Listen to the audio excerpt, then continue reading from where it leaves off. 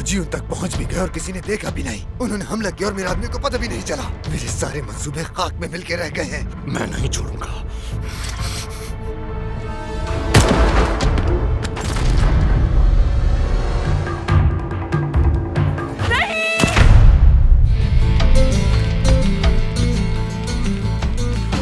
हथियार फेंक दो, फेंको जल्दी।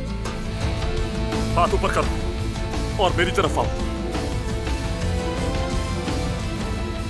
आहिस्ता आहिस्ता मेरी तरफ आओ, आहिस्ता आहिस्ता। दोस्त खैरियत तो है? आवाज से तुम वैसे पुरजोश नहीं लग रहे। मैं बचपन से इस वर्दी के ख्वाब के साथ बड़ा हुआ हूँ। आज रात इसे उतार दूंगा, फिर उसके बाद।